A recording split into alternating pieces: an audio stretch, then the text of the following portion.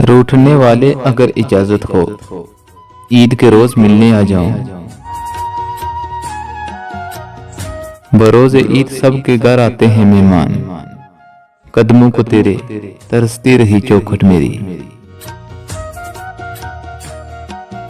जिसके बगैर कभी शाम गुजरी न थी, जिसके बगैर कभी शाम गुजरी न थी, उसके बगैर ईद गुजर गई।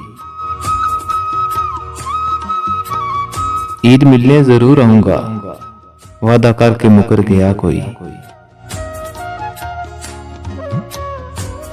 बाकी दिनों का हिसाब रहने दो, ये बताओ ईद पे मुझे याद किया। यादों की किताबों को सामने रखकर मेरी ईदें बंद कमरे में गुजर जाती है। जाने किस किस से मिला, कितना मसरूफ रहा। जाने किस किस से मिला, कितना मसरूफ रहा।